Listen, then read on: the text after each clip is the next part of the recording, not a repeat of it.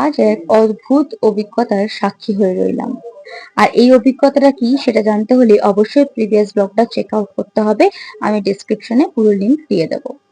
তারপরেই পৌঁছে গেলাম চা খেতে। সন্ধে হয়ে গেছে, একটু চা না হলে হয়? আফটার অল চায় লাভার বাঙালি।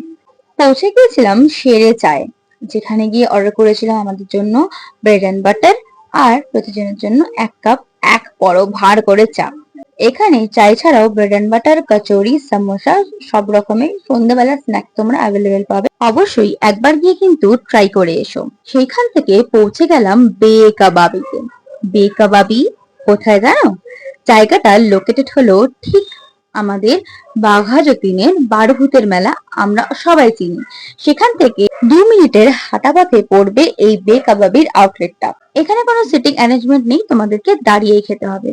আমরা অর্ডার করেছিলাম বে কাবাবির সিগনেচার ডিশ মালাই কাবাব। আর এইটার সার্ভিংটা সব থেকে আমার বেশি প্রিয়, কেন কিনা পুরো মাটির একটা পাত্রে সার্ভ করা হয়।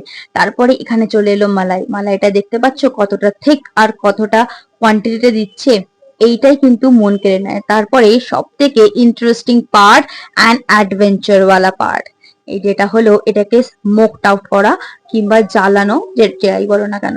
দেখতে পাচ্ছ পুরোটাকেই স্মোক আউট করা হচ্ছে যাতে একটা স্মোকি ফ্লেভার এতে অ্যাড হয়ে যায়। আর এইটার মেকিংটা দেখলেও না লালা চাহা লাপলাবো বস। আমি তো বলবো বে কাবাবির মাস্ট ট্রাই কাবাব হলো এই মালাই কাবাবটা। আমি বে কাবাবিতে এর আগেও খেয়েছি, আর ইভেন আমি সেই দিনকেও গিয়ে খেয়েছি। কোয়ান্টিটি বা কোয়ালিটির ক্ষেত্রে কিন্তু ওরা একদমই কোনো কম্প্রোমাইজ করে না। আর এরপরে চলে এলো বাটার, আর সাথে হালকা করে চাট মশলা আর garnishing with some coriander leaves. আমাদের বাংলায় কিন্তু একটা প্রবাদ বাক্য আছে, প্রথমেই দেখনদারি দেন গুণ বিচারি।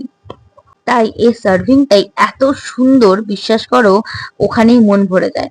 তারপরে সবাইকে জিজ্ঞেস করলাম, প্রতিজনের কিন্তু এই কাবাবটাও খুবই ভালো লেগেছিল।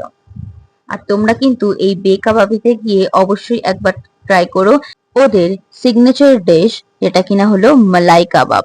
কাবাবটা কিন্তু মুখে দিলেই একদমই মেল্ট হয়ে যায় সেকেন্ডের মধ্যে।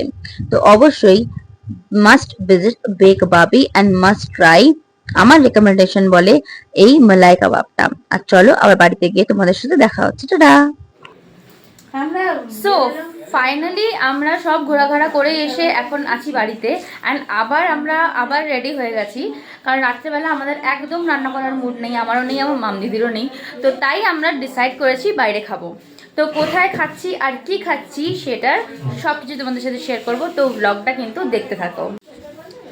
এখন বেজে গেছে ঘড়িতে অলমোস্ট রাত 10টা, মানে বাজতে চললো, 5 মিনিট 10 মিনিট বাকি। তো আদৌ যেখানে যাওয়ার আমাদের কথা আছে সেখানে আদৌ খোলা আছে কিনা সেটা দেখতে হবে। তো লেটস গো, বেশি কথা না বাড়িয়ে চলো বেরিয়ে পড়ি। 10টার সময় সবাই মিলে আবার বেরিয়ে পড়লাম ফর ডিনার। আমাদের সত্যি বলতে একদম রান্না করার ইচ্ছা ছিল না, এত ঘোরাঘোরার পর না শরীরে আর দিচ্ছিল না। আমাদের অ্যাকচুয়ালি যাওয়ার কথা ছিল চায়না টাউন, বাট বন্ধ হয়ে গেছিল। তাই আমরা পৌঁছে গিয়েছিলাম জয় হিন্দ ধাবা। এখানকার খাবারও কিন্তু আমাদের বেশ ভালো লাগে। স্টার্টারে অর্ডার করেছিলাম চিকেন ললিপপ, সাথে ছিল দুটো ডিপ, যেটা চিকেন একটা ছিল মেয়োনিজের আর আরেকটা ছিল পুদিনা পাতার, আর ছিল স্যালাড। জয় হিন্দ ধাবাতে অনেকবারই ইন্ডিয়ান খেয়েছি, তাই আজকে ভাবলাম চলো চাইনিজ ট্রাই করা যাক। তাই জন্য অর্ডার করেছিলাম ফ্রাইড রাইস উইথ কুং পাও চিকেন, আর ছিল সুইট গার্লিক চিকেন। সবকটা কিন্তু চাইনিজ আইটেমের মধ্যেই ছিল। এত কিছু খাওয়ার পর প্রয়োজন একটা মুখ শুদ্ধি, তার জন্য পৌঁছে গেছিলাম গল্ফ গ্রিনে একটা পানের দোকানে। সেখান থেকে এবার পালা বাড়ি ফেরার। তো আমরাও চলো বাড়ি যাই, আর তোমাদেরকেও জানাই টাটা। তো আবার নেক্সট ব্লগে দেখা হচ্ছে। ভিডিওটা ভালো লেগে থাকলে অবশ্যই লাইক, শেয়ার, সাবস্ক্রাইব।